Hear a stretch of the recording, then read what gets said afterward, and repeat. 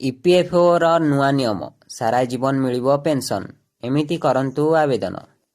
ତେବେ ସୂଚନା ଅନୁସାରେ ଇପିଏଫ୍ଓ ର ପେନ୍ସନ୍ ଯୋଜନା ଇପିଏସ୍ ଘରୋଇ କ୍ଷେତ୍ରରେ କାମ କରୁଥିବା ଲକ୍ଷ ଲକ୍ଷ କର୍ମଚାରୀଙ୍କ ପାଇଁ ଅତ୍ୟନ୍ତ ଗୁରୁତ୍ୱପୂର୍ଣ୍ଣ।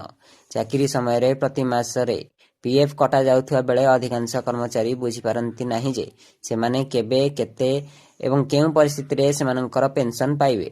ପିଏଫ୍ ବାଲାନ୍ସ ସେମାନଙ୍କ ପାସବୁକ୍ରେ ଦେଖାଯାଉଥିବା ବେଳେ ପେନ୍ସନ୍ ଗଣନା ନିୟମ ଏବଂ ସୂତ୍ର ଉପରେ ଆଧାରିତ।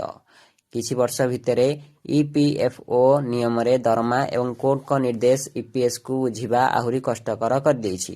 ଇପିଏସ୍ ଅଧୀନରେ ମାସିକ ପେନ୍ସନ୍ ପାଇବା ପାଇଁ ଦୁଇଟି ଜରୁରୀ ସର୍ତ୍ତ ଜରୁରୀ। ପ୍ରଥମତଃ କର୍ମଚାରୀଙ୍କର ଅତି କମ୍ରେ 10 ବର୍ଷ ପେନ୍ସନ୍ ଯୋଗ୍ୟ ସେବା ପୂରଣ ହୋଇଥିବା ଆବଶ୍ୟକ ଏବଂ ଦ୍ୱିତୀୟରେ ସେମାନଙ୍କର ବୟସ 58 ବର୍ଷ ହେବା ଆବଶ୍ୟକ। ଏଠାରେ ପେନ୍ସନ୍ ଯୋଗ୍ୟ ସେବା ସେହି ସମୟକୁ ବୁଝାଏ ଯେଉଁ ସମୟରେ ନିଯୁକ୍ତିଦାତା ଇପିଏସ୍ରେ ଅବଦାନ ଦେଇଥିଲେ ଏବଂ କର୍ମଚାରୀ ଅବଦାନକୁ ପିଏଫ୍ରେ ସ୍ଥାନାନ୍ତର କରିଥିଲେ। 10 ବର୍ଷରୁ କମ୍ ସେବା ସେମାନଙ୍କୁ ଜୀବନବ୍ୟାପୀ ପେନ୍ସନ୍ ପାଇବାକୁ ହକଦାର କରେ ନାହିଁ। ନିଯୁକ୍ତିଦାତାଙ୍କ ଦ୍ୱାରା କର୍ମଚାରୀଙ୍କ ପିଏଫ୍ ଅବଦାନର 8.33% ଇପିଏସ୍ରେ ଜମା କରାଯାଏ। ତଥାପି ଏହି ଅବଦାନ ଏକ ସ୍ଥିର ଦରମା ସୀମା ଉପରେ ଆଧାରିତ।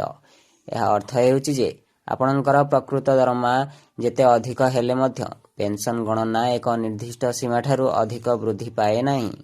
ଏହି କାରଣରୁ ଉଚ୍ଚ ଦରମା ଥିବା ଲୋକମାନେ ମଧ୍ୟ ଏକ ସୀମିତ ପେନ୍ସନ୍ ପାଆନ୍ତି ଏବଂ ଏହାକୁ ଏକ ନିବେଶ ପରି ବିସ୍ତାର କରିପାରନ୍ତି ନାହିଁ।